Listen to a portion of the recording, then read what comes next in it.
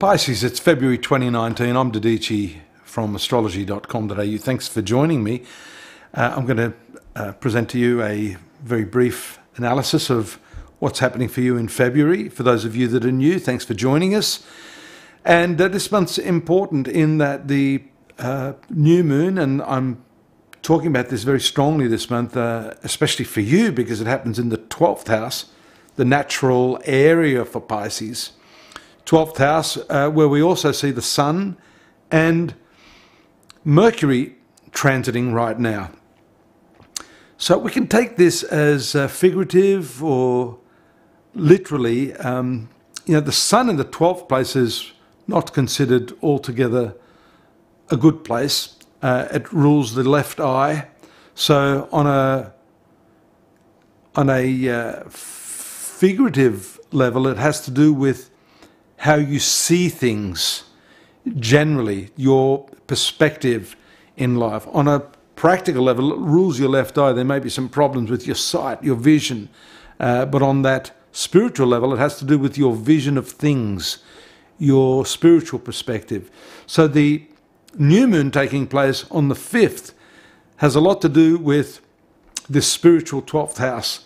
It activates these intuitive energies that are, for the most part, fully awakened in most people born under Pisces. But if you haven't experienced that, this could well be a period where you start to experience the activation of these parts of your nature, the hidden parts of your personality, the dream side of your life, having vivid dreams, prophetic dreams, clairvoyance, mediumship. The other side of this is that the 12th house has to do with generosity and charitable work. So if you're careful how you do that, you can do some really, really good work at this time. If you're not careful, you'll be an easy target for people who simply want to take advantage of you and get a quick buck. And that many of you born under Pisces won't be too unfamiliar with. You are the yes person, right, of the zodiac, who wants to help everyone and who becomes the victim in many cases. So be careful of that. The other thing, apart from any expense that you choose, there is a conjunction of this Mercury Sun, which in some of the traditional and classic astrology relates to taxation issues or fines by the government, by larger enterprise. So make sure you have all your paperwork in order. This new moon occurs on the 5th, but its effects can take a while to percolate and come through. So just be mindful of that. And of course, this is important too, because the other planet that's a bit of a problem for you is Venus, and it rules your 8th house of losses, and it's transiting through your 10th house. So there may be a connection here between the challenges you have from Venus, which is currently just for a few days transiting your career sector, then moving into your 11th house on the 3rd of February, just before that new moon. So there's a couple of factors here that could indicate financial losses as a result of imprudent management of your finances, not having a good enough accountant. You need to address all of those issues throughout the month of February. Now, the transit of Venus moves to the 11th house. That's friendships. So although it's not the best of planets, it does still have its inherent nature.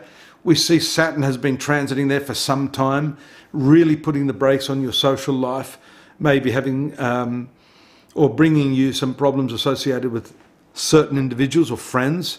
You may not be feeling quite in the flow with your social life. Venus will reactivate that as it moves there after the 3rd, and it stays exactly 1 month up until the 1st of March when it moves into this 12th sector again. So you're not going to escape this 12th house spiritual connection that we're seeing here throughout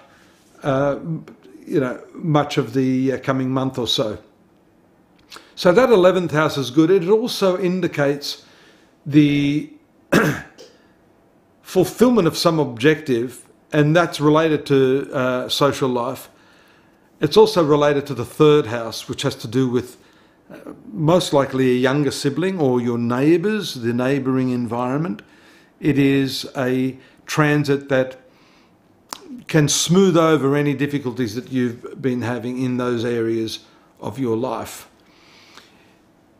Venus will make a conjunction with Saturn in your 11th house. That's not always a good thing. It can show an initial spurt of enthusiasm for your friendships, for your social activities, then quickly cooling off when Venus comes to the conjunction of Saturn later, in probably around the middle of the month. Saturn is at around 14, 15 degrees right now.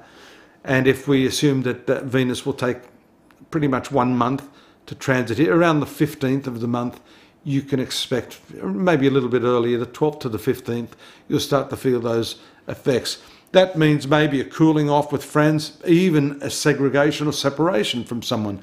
Now that may be through a falling out, or it may be through that person travelling away or being too busy. In other words, you may actually quickly pull back from your friendships generally, but a person specifically during that period. Now, the other thing I didn't mention was the tail end or the swing around of the new moon, which we've discussed, and that's the full moon that takes place in your marital sector. That will occur on the 20th, towards the end of the month, and that is important because it rules your 5th house of love affairs, and being full, it brings all sorts of lovely energy to your personal relationships. You know, if you don't understand much about the moon, it's the natural ruler of the sign of Cancer, and Cancer is the most nurturing of the signs. It is the maternal sign. It brings all the emotional qualities of mothering and caring to your 7th house of marriage and relationships. So this is a lovely aspect to see here towards the last few days of the month, and it brings with it the promise of better relationships, a better nourishing sort of energy that works both ways between you and your partner. And if you don't yet have a relationship, it really is a good omen, showing that you can, through that 11th house social transit of Venus, connect with the right sort of people this month, people that you do feel good about, and people, if you are single, that you might sort of think, hey, you know, I feel good about this person. I think I might give this a shot at a relationship. So that gets the thumbs up, the green light, and the go-ahead.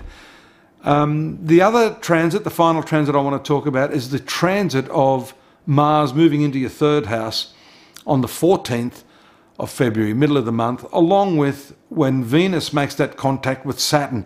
So here we try to piece together the jigsaw for your coming transits during February, and we see that the combative influence of Mars, it is a good planet for you, but it still has its inherent combative energy in the 3rd house of communications, just after making that really intense conjunction to Uranus, which it's doing now in your 2nd house of finance, could indicate some rather challenging communications at that time.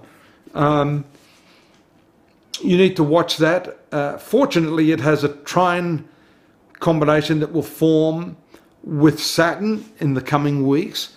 So I suspect that even though you may have your back up, all of these other aspects are indicative of being able to use your nurturing, soft side, your social intelligence to smooth over any of those challenges that you might have. It's probably better not to travel too much in the first few days of that transit. Just let it settle in. You're probably impulsive. You want to get out and about. You may be hampered by the people around you. And this can be a reactive element, not so much from what anyone does, but maybe just from being frustrated in your own personal activities, the tasks and the work that you're doing. So it may be better to stay away from people. Don't travel so much. Let the dust settle and then make your decision after that. Please join me at astrology.com.au. We've got the full version of what I'm talking about here for you to look at, give you a bit more insight into what's happening in February. We've got the full year ahead if you want to look at that. Drop me a note if you wish. I'm available for readings if you've got some thorny sorts of problems that the general reading doesn't help, email me, Dadhichi@astrology.com.au, pop into the site, and by all means subscribe. And I'll see you here next month. Take care for now. Bye-bye.